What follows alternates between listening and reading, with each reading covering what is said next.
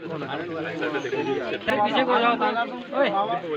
Welfare trust में हैं, यहाँ के अध्यक्ष पीताम्बर पांडे जी से बात करेंगे कि आपने ऐसे दूरस्थ क्षेत्र में एक सोच रखी, क्या सोच के रखी, और ये जो यहाँ वेलफेयर बनाया है इससे आगे क्या विचार है, आगे को क्या करना चाहते हैं और आप युवाओं को बुलाइए 2 अक्टूबर के उपलक्ष्य में यहाँ और आप सभी लोगों को यहाँ गांधी जयंती और लाल बहादुर शास्त्री जी ढेर सारी शुभकामनाएं।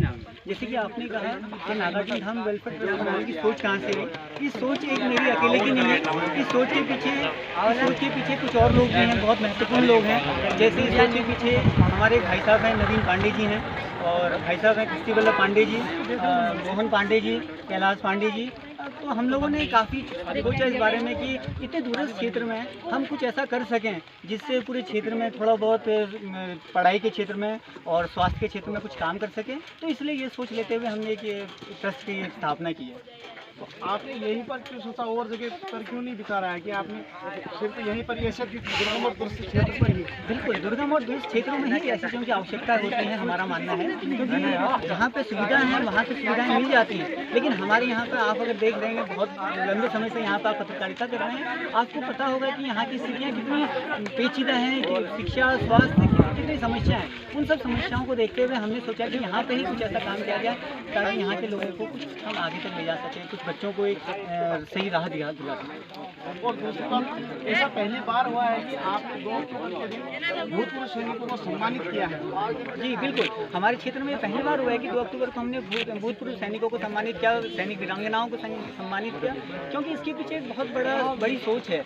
हमारा मानना है कि जो सैनिक है, सैनिकों के ही बलबूते पे आज हम जहाँ पे हैं वहाँ हैं। अन्यथा अगर हमारे सीमाओं पे ये सैनिक नहीं होते तो हम संभवतः यहाँ पर नहीं रह पाते जिस तरह से रह रहे हैं। और जो ये आयोजन हो रहे हैं, कहीं ना कहीं ये भूतपूर्व सैनिक और जो वर्तमान में हमारे सैनिक और जो होने वाले सैनिक हैं, इन्हीं की वजह से हमारे जो कार्यक्रम होते हैं ये सफल हो पाते हैं, ये हमारा मानना है। और साथ ही साथ सैनिकों को बुलाने का एक और मोटो था कि हमारे इस क्षेत्र में सेना के प्रति बच्चों का बहुत अच्छा रुझान है, प्रयास करते हैं, लेकिन एक सुचारू प्रक्रिया नहीं है उनके पास, किस तरह से हमें तैयारी करनी चाहिए। तो ये राय दें, इसलिए भी एक कारण था कि भूतपूर्व सैनिकों को बुलाने का। तो ये जो ट्रस्ट बनाया है ये आपकी प्राइवेट संस्था के द्वारा बनाया है, इसमें कोई सरकार मदद करती है? ना, इसमें कोई सरकार मदद नहीं करती है। हम ही लोग अपने जो मासिक वेतन है, उस मासिक वेतन से कुछ परसेंट हम हर माह इसमें डाल देते हैं, तो उसी से जो कार्य कोशिश करते हैं वो कार्य करने की कोशिश करते हैं। तो यहाँ पर एक हमारे सैनिक आए हुए हैं, भूतपूर्व सैनिक, तो इनसे पूछेंगे हम आपको कैसा लगा कि आपको यहाँ पर सम्मानित किया गया पहली बार 2 अक्टूबर के दिन? सबसे पहले तो आज 2 अक्टूबर के लिए मैं उन महान आत्माओं को के आज जयंती के ऊपर हार्दिक बधाई देता हूँ। साथ ही ये नागार्जुन ट्रस्ट ने जो यहाँ पर सुदूर एरिया के अंदर जो इतनी व्यवस्था की है और ये सोच इनको इनकी एजुकेशन के द्वारा आई है। आज तक भी मेरी तकरीबन 60 साल उम्र हो गई है। हमारे क्षेत्र के अंदर सबसे पहले तो ज्ञान की कमी थी, अभी ये कार्य है, स्कूल के अंदर शिक्षक हैं, इनकी सोच अच्छी है और इनकी एक कम्युनिटी बनी हुई है, जो संस्था बनी है शिक्षकों की है तकरीबन, और इन युवाओं ने इतना बढ़िया सोचा है इस सुदूर क्षेत्र के लिए कि कैसे इन बच्चों को उत्थान किया जाए। और अगर ये उत्थान करते हैं तो हमारी नई पीढ़ी के लिए बहुत बढ़िया स्कोप है। और मैं चाहूँगा कि हमसे जितनी हेल्प होगी पूर्व सैनिक के नाते, या इनको मोटिवेट करने में या इन बच्चों के प्रशिक्षण में अगर हमसे सहायता हो सकती है और ये इनकी सोच को आगे ले जा सकते हैं तो हम अपनी तरफ से पूरा सहयोग देंगे। और आज मैं इनका धन्यवाद व्यक्त करता हूँ। इसी प्रकार से ये जो इन्होंने अपनी कार्यशाला आगे को बताई है कि यहाँ इन्होंने एक लाइब्रेरी का आयोजन कर रहे हैं, जिसके लिए क्या कहते हैं जगह जगह से प्रेरित होकर बच्चे आ रहे हैं, पढ़ रहे हैं बैठ के। 15 तकरीबन मेंबर इनके पास हैं अभी। और एक ये क्या कहते हैं इधर भवन बना रहे हैं और उसमें जो है क्षेत्र के बच्चों को जो है आगे के लिए प्रेरित करेंगे। इनकी सोच बहुत आगे की है, ऊंची है। और हम ये चाहेंगे कि गवर्नमेंट से, आने वाली गवर्नमेंट से भी मैं चाहूँगा कि इन शिक्षकों का मार्गदर्शन करें, इनको हेल्प करें किसी प्रकार से भी, धन की तरफ से या जगह की तरफ से इनको सहायता दें और इनको वो सामग्री दें, दान के रूप में दें या कोष से दें, इनका बच्चों को उत्थान करने में इनकी मदद करें। ये आप शिक्षक लोग जो अपने ही वेतन से पैसा इकट्ठा करके बनाते हैं, संस्था चला रहे हैं, और इन बच्चों के भविष्य के बारे में आपने आगे को क्या सोच रखा है?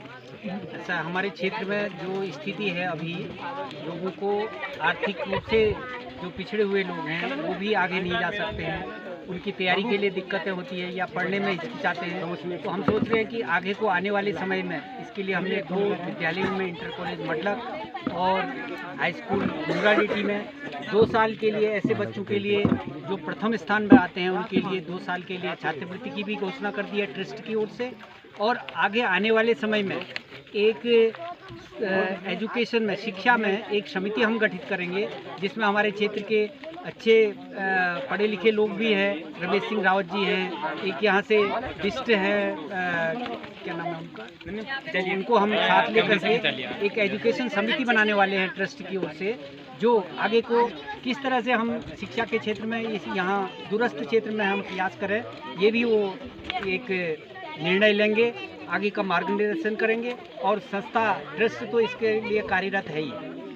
आप तो इस जो आज का जो आयोजन था, इस आयोजन में विशेष लोगों ने बहुत सहयोग किया, जो हमारे संस्था के मेंबर हैं, जिसमें से हमारे साथ नरसिंह धोनी हैं जो बच्चों को पढ़ाने में भी बहुत मदद करते हैं, और हमारे साथ जो कोचिंग की प्रक्रिया है उसमें मदद करते हैं, और विक्रम रावत हैं, हयात सिंह हैं, भगवान सिंह जी हैं, और ये लोग जो हैं ये पूरे कार्यक्रम के आयोजन में इनका पूरा 100% था, और ये लगातार हमारे साथ जुड़े हुए हैं, और ये हमारे इसके मेंबर्स भी हैं। और इसके साथ आपका धन्यवाद। आप ये बताएंगे यहाँ पर जो ये आयोजन किया गया है, इस आयोजन के बाद ये आगे को भी ऐसे चलता रहेगा और आपने बनाया है, तो इसमें क्या कहेंगे आप? ये आयोजन हमारे इष्टदेव नागार्जुन की कुछ ऐसी कृपा हम लोगों के, हमारे गांव के या कुछ लोगों के ऊपर जो भी कृपा हुई है, इस कार्य को आगे बढ़ाने की कुछ लोगों में जो इष्टदेव की कृपा हुई है कि जो हमारी सोच आगे आई। फिर हमारे पास ऐसे नौयक लोग जो ऐसे हैं कि आज समाज के प्रति अच्छी सोच रखने के लिए वो भी आगे आए। हम लोगों का प्रयास चलता रहेगा, मगर सरकार की ओर से जो हमारे यहाँ आज से सन 62 में चाइना के उसके साथ जो हमारे के यहाँ श्री राम जी शहीद हुए, उसके बाद सन 71 की पाकिस्तान की लड़ाई में हरि सिंह पुजारी हमारे ग्राम पंचायत से 2 शहीद हुए। सरकार की ओर से नए शहीदों को आज तक किसी तरीके से गांव में आकर के कोई सम्मानित किया गया, न गांव से वो किया गया। हम बैकवर्ड क्षेत्र के ये सोच हमारे आज के युवकों में आ रही है कि ये बैकवर्ड क्षेत्र के हिसाब से आगे उन्नति करें। उन्नति तभी हो सकती है जब हमारी युवा पीढ़ी आगे पढ़ाई और शिक्षा के क्षेत्र में आगे बढ़े। सरकार की ओर से आज तक हम किसी के कई चीज़ों का प्रयास करते रहे, कोई सरकार की ओर से हमारे को जो है कोई न सहायता मिली, न किसी के ऊपर कि भाई एक ग्राम सभा से, एक गांव से जो हमारे पास जो शहीद हुए हैं, एक 71 की लड़ाई में पाकिस्तान के साथ, 62 की लड़ाई में चाइना के साथ शहीद हुए हैं, मगर सरकार की ओर से कोई गांव के ग्राम के विकास के बारे में, कोई किसी समाज के बारे में सरकार की ओर से कोई जनप्रतिनिधि हमारे कोई पूछ नहीं करते। बेशर्ते हमारे युवकों ने जो हुआ, हमारे एक जो नवीन पांडे जी हैं जो हमारे बाहर प्रदेश में रहते हैं, उनके द्वारा हमारे सितंबर माह प्राइमरी पाठशाला भोगोटी में कार्यरत है। इनका रुझान जो है बच्चों की ओर इतना रुझान है कि इसकी हम प्रशंसा ही नहीं कर सकते हैं, और आगे आने वाले समय के लिए हम इनको और आगे के लिए करना चाहते हैं। ग्राउंड रिपोर्ट के साथ मंडल ब्यूरो चीफ पुष्कर सिंह बोहरा की रिपोर्ट। हमारा भी ले लेना सही है।